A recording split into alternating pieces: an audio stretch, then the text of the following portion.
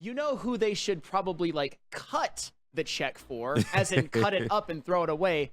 Spencer Torkelson. Oh. Hey, see what I just did there? Yeah. Because Spencer Torkelson, after having Spencer Torkelson's being optioned to AAA Toledo per Evan Petzold. Woodward Sports tweeted that out. And Spencer Torkelson, after showing a lot of promise in year 2, about, I don't know, almost for half a season. Yeah. But then coming into this year, through about almost 60 games, Spencer Torkelson has been so unplayably awful that he was optioned to AAA. And honestly, if I'm Spencer Torkelson, I probably thought I'm never going to see another pitch in AAA again unless it's for a rehab assignment. Yeah. But yet, here he is. KG, was it the right move to send Spencer Torkelson down? You know it was. And you know I've been calling for this for the whole month of May, because let's just be real, his month of May was absolutely atrocious. We got to just keep it real, man. But this will absolutely, I feel like, at least help him out of his slump. You want to see him go down there, maybe get the Parker Meadows treatment, you know, go down there, perform a little bit, get your confidence back, see the fastball and hit the fastball, because that seems to be his biggest issue, is squaring up that fastball. And I expect to see him back by All-Star break. But like Broder said on Wake Up Woodward, if you don't see him back by All-Star break, then maybe you need to start sounding the alarm. Yeah, and QT, Torque needed the trip to Toledo. Hopefully he's back in Detroit in a month or two. Hopefully. I don't know if I would count on it, but you know what? We shall see. We'll see. Hey, AAA pitching is certainly different than Major League Baseball pitching. Korean Jesus, was it the right move sending Torque down? You might. Wrong button, no doubt. It was only a matter of time. Yeah. You can't keep doing this to him. It should have been done like a month ago. I To tried be to tell you. completely honest, I think we've been talking about it for that long. Because now he didn't just go 0 for 36 in like his last. It was besides for that one game against the Blue Jays where they won 14-11. That there was that one outlier game, and then the rest of it was 0 for 36. Yeah. So that should have been cut off before the Blue Jays game. They should have found that out. That's why this is not a great organization, and it really is so sad, because great organizations protect their young players, and we do not. We feed them to the wolves. We bring him down, we tear him down, and now we're sending him down, and hopefully he can get better. Well, in the Tigers' defense, I would say when he hit those cluster of home runs, I guess they thought that maybe he was going to start to turn it around, but instead he regressed. So I'll give him the benefit of the doubt in that scenario. But that is what is so hard about all of this, because if Spencer Torkelson were not at first base and they just had some replacement level, this team might be 4 or 5 games over 500. Yeah. However, nobody really foresaw this. And with your promising third-year player who's coming off of a 31 home run, 94 RBI season, you kind of had to try to let him figure it out and hit his way out of it. It's just at this point, Torkelson is costing you wins. Torkelson is unplayable out there. He has the worst wins above replacement on the team. He's probably underperformed more than any player on this team, because Javier Baez, who I have more words to say about later, he just goes from being the worst player in MLB to one of the worst seasons any MLB player has ever had. yeah, but we expect that out of Javi, though. We expected it, but maybe not this bad. But my point is, with Spencer Torkelson, we expected at the very least to have an OPS that started with a 7 and not a 5, an on-base percentage that started with 320-something and not 260-something.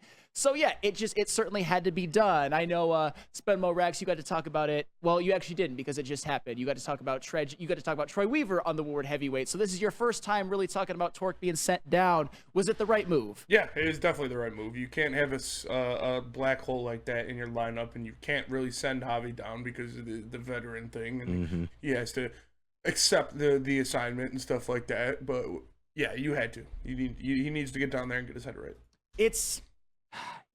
You had no choice, because right now Torque is a 266 on base percentage, a 597 OPS, and a negative 1.1 wins above replacement. For his career in 1,175 at bats, a 296 on base percentage and a 683 OPS. And this was supposed to be for your starting first baseman of the future, the #1 overall pick, the college bat that was supposed to be more MLB ready than, say, a pick like Max Clark, to give an example. And Spencer Torkelson, for the most part in his career, he's been horrible. He just has. And this year he's been unplayably bad. And I think another point that I want to raise when it comes to this is this is the danger sometimes of having what we would call a developmental season, which is what you called it, which I don't necessarily blame you for that, because I was one of those people before the season started. I thought getting Mark Canha and Gio Urshela was enough. I really did. Yeah, me too. Because I thought guys like Spencer Torkelson would be better. I didn't expect Parker Meadows to hit 096. I didn't even Colt Keith. Colt Keith has a 283 on base percentage. And if you want to say, oh, he's just a rookie, this is his first major league action, what do you got to say about Winfield Perez? Yeah. I'm just saying, you don't have to be bad from the beginning on. I mean, it's obviously hard. I mean, you even see it with a guy like Wyatt Langford. He's a little different. He never even played in the minors, but there's still some question about that. And Jake Rogers, another one, just a black hole at catcher, a guy who had a OPS over 700 last year, but this year it's in the 600s, and last year he was second on the team in home runs. This year he has 2. Yeah. And of course, Javi Baez, 479 OPS. The fact that he's still playing games in Major League Baseball, playing for the Tigers, is a disgrace. I mean, can we just keep him for extra inning purposes? Because in extra innings, he seems to be the man. No, that's all I'm saying. I don't care. I don't care that he's gotten a couple hits with runners in scoring position. His OPS starts with a 4. Yeah. With a 4. It's bad. That's impossible. We talked about him as the worst everyday player in baseball last year, and his OPS started with a 5. A 4 is absolutely impossible. It's just, I don't know. I think it's a good move. I think it shows that they're somewhat serious, because you can't have Spencer Torkelson out there every day. They realized a little while ago that you can't have Parker Meadows out there every day, but it's not over. It's certainly not over. And my question to you would be, when do you sound the alarms that Torque may be a bust? Because when we were talking about it on Wake Up Woodward, to me, you have to give him to the end of the year, see what he does down in AAA. I expect him to get called back up. Of course, if he doesn't get called back up, that's another problem within itself. But once he does get called back up and you measure what he does at the MLB level for the rest of the year, then you can make a determination as to what the direction is with Torque. What would you say to that? I think he's on bust alert now. He had a 30 home run season and then played so bad the year after that he got sent to AAA. Yep. That's something I don't think people understand, just how insane that is. Second send down, by the way. Just how unlikely that we all thought that it could be. I mean, for the season, I think up until yesterday when Torque had the day off, he had the most at-bats on the team. Now it's Riley Green. Yeah. It's just, it's so unfortunate. And Jacob Small, remember Flannel, no Jake Rogers slander. He's all that's left from the Verlander trade. Well, that's pretty sad. Hey, and I'll say this. I thought he was going to be pretty good this year, but now I'm at the point where I'm ready to ship him out of town and get whoever is who's in a Toledo to back up Carson Kelly. Yeah, I'd rather see Carson Kelly, and that's not saying much.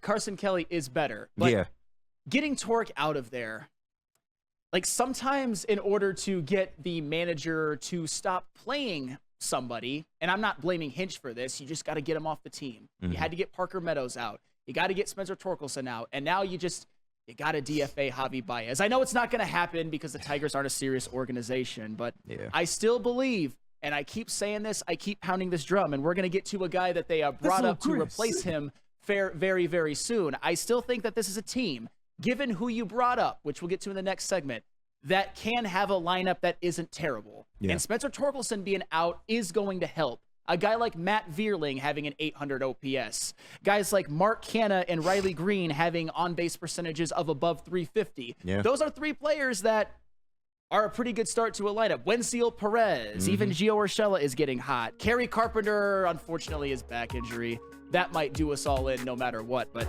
Torkelson getting sent down, it shows that they're at least somewhat serious about competing this year. Yeah, and there's opportunities now for Justin Henry Malloy to make an impact on this team. I really like how patient he is at the plate. He performed well in spring, so we'll see, man. But I'm looking for big things from him.